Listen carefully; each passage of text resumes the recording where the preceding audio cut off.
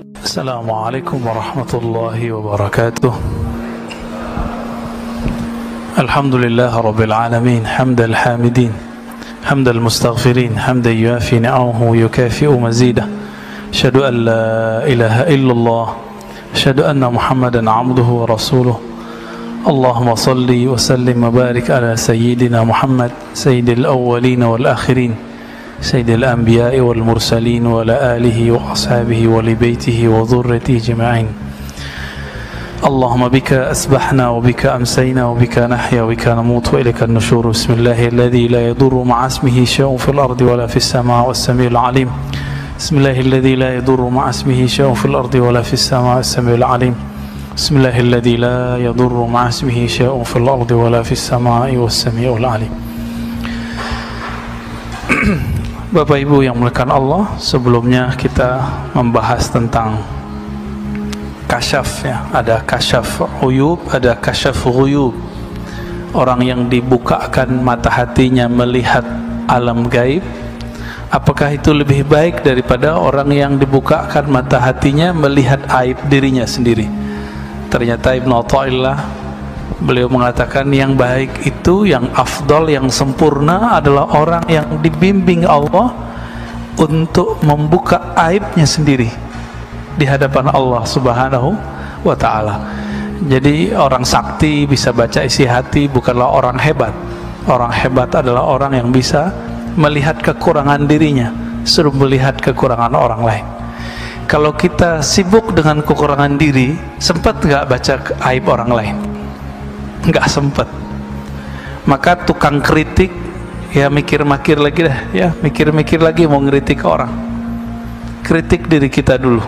Jangan-jangan kita nggak pantas mengkritik, kita lebih pantas mengkritik diri kita sendiri, baik di keluarga, dalam hidup bersosial, ya hidup beragama di masjid, apalagi bernegara.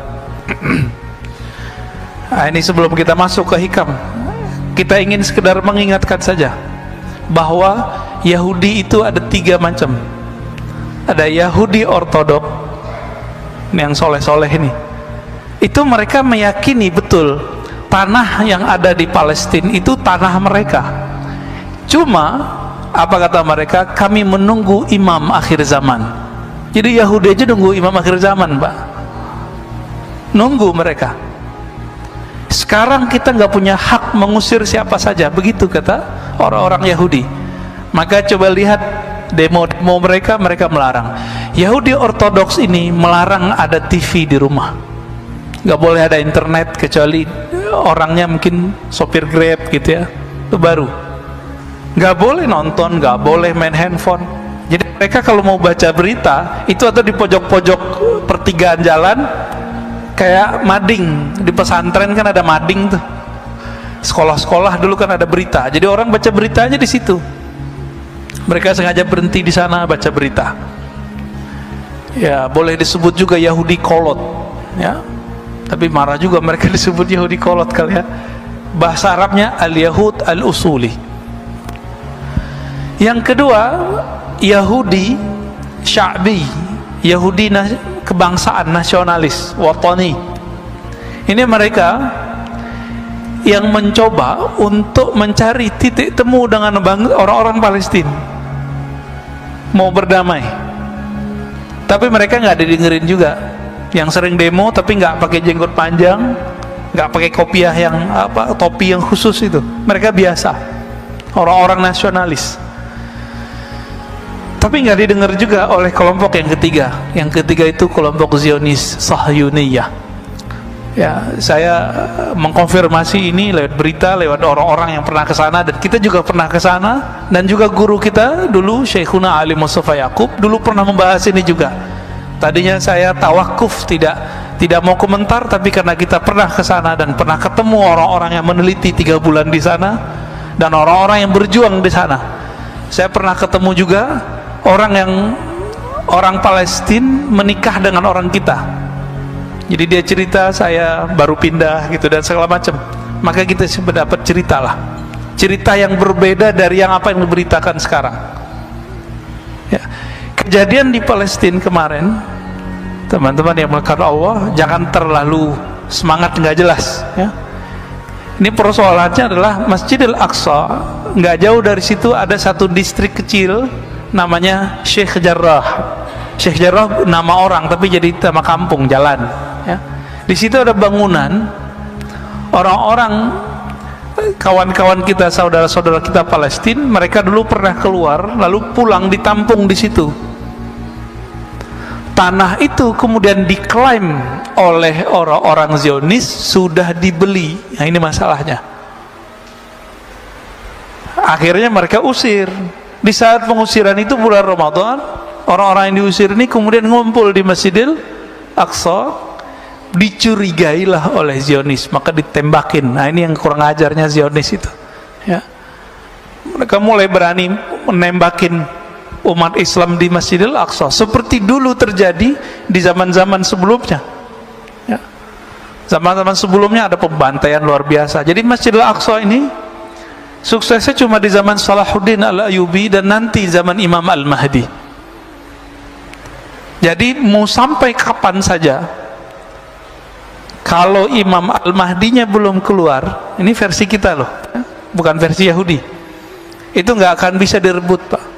Tapi insya Allah waktunya sudah dekat. Dekatnya kapan? Wallahu a'lam ya. Kita nggak mau menakar-nakar tahun yang tidak jelas tahunnya. Kita serahkan kepada Allah Subhanahu wa ta'ala. Maka jangan asal donasi, donasi yang pasti.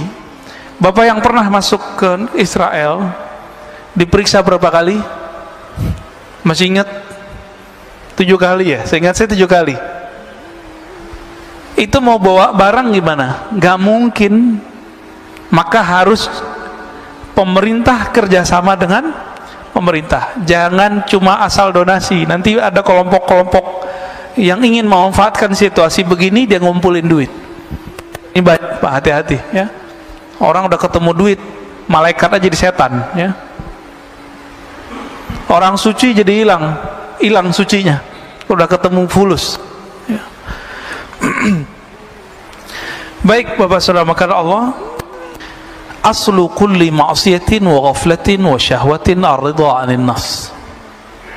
Sebelumnya mari kita baca surah Al-Fatihah. Semoga Allah membuka hati kita dan membantu kawan-kawan kita yang sakit, yang sedang berjuang dimanapun mereka berada. Al-Fatihah. A'udzubillahi minasy Bismillahirrahmanirrahim. Ya kana na'budu wa iyyaka nasta'in.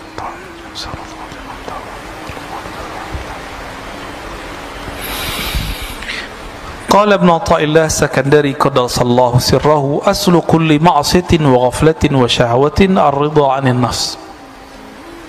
Sumber dari semua maksiat, sumber dari semua penyakit hati bernama lalai, sumber dari syahwat itu adalah ar-ridha 'anil nafs. Meridhai, membiarkan kehendak diri, membiarkan diri kita terpapar oleh syahwat, membiarkan diri kita menikmati tidur lalu tidak tahajud, membiarkan diri kita berdebat, membiarkan diri kita untuk memandang sesuatu yang tidak halal.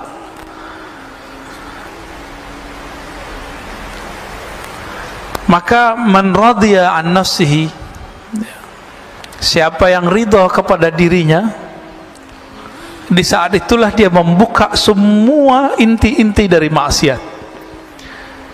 Itu sebabnya Imam Sarir Sakti mengatakan 1000 setan itu nggak ada apa-apanya dengan satu nafs jiwa. Atas dasar itulah kalau bulan puasa masih ada orang maksiat meskipun setannya sudah dibelenggu. Jadi kalau banyak orang bertanya, kan setan sudah dibelenggu. Nah, ini berarti doktrin kita salah selama ini. Maksiat itu nggak perlu ada setan. Merusak di bumi nggak perlu ada setan, Pak. Bakat alami dalam tubuh kita itu merusak. Itu bakat alami. Inilah yang dibaca oleh setan, yang dibaca oleh malaikat. Apa kata malaikat? Ya Rob, kenapa engkau menciptakan di bumi makhluk yang merusak dan membunuh? Jadi karakter jiwa kita itu sudah merusak. Dan saya sudah pernah membahas sebelumnya, jiwa ini punya karakter hewan, punya karakter buas, hewan ternak dan buas. Dengan karakter ini sudah cukup kita bermaksiat kepada Allah Subhanahu wa ta'ala. Jadi nggak perlu setan kalau mau maksiat. Bedanya setan itu menyesatkan. Nah, ini kata kunci. Jadi yang berbahaya dalam hidup kita bukan maksiat, bukan dosa, bukan zan, tapi maksiat yang berisi kepada kesesatan, pemahaman yang sesat, cara pandang yang sesat. Ini yang berbahaya. Kalau dosa, semua kita dosa, dan ini sudah digariskan oleh Allah Subhanahu wa ta'ala, sehingga muncul hadis, kullu bani adam khatta'un. Semua manusia itu pasti khata'. Apa arti khata'? Banyak salah, banyak dosa. Maka seorang manusia itu punya dosa itu biasa, Pak. Yang nggak biasa itu kalau dia sesat, dia menyimpang dari jalan Allah Subhanahu wa ta'ala. Makanya Nabi Muhammad sallallahu alaihi wasallam itu menerima orang-orang yang berdosa. Tapi Nabi Muhammad tidak suka dengan orang-orang yang menyimpang.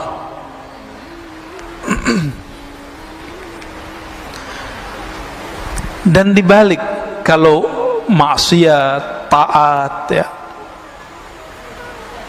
kemudian syahwat itu dimulai dari kita ridha kepada diri, lalu sebaliknya pokok dari ketaatan, pokok dari kesadaran dan kehormatan itu adamur ridha minka anha.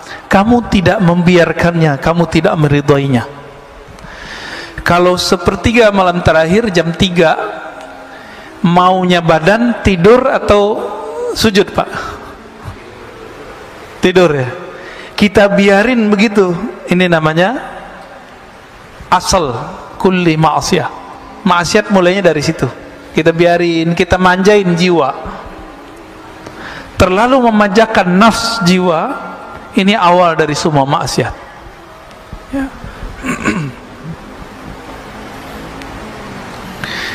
Oleh karena itu, Imam Nu'taillah As-Sakandari memberikan karakter seorang mursyid. Mursyid itu bukan orang yang hebat. Mursyid itu man la yarda an nafsih, begitu di kitabnya, li antas haba jahidan la yarda an nafsih. Kamu berguru, bersahabat dengan seseorang yang tidak meridhoi dirinya, nafsnya, jiwanya, itu lebih baik daripada kamu berguru kepada orang yang meridhoi nafsnya, jiwanya. Maka kalau mau cari guru, carilah guru yang tidak membiarkan dirinya terpapar oleh nafs, jiwa kita, ya, kehendak-kehendak diri. Lalu beliau memberikan pertanyaan, fa'ayyu ilmin li'alimin yarda nafsi. Masih disebut alimkah orang yang alim tapi dia mengikuti hawa nafsunya? Masih disebut alim enggak? Enggak. Wa ayyu jahlin li jahilin la yarda nafsi. Masih disebut jahilkah orang yang jahil jika dia tidak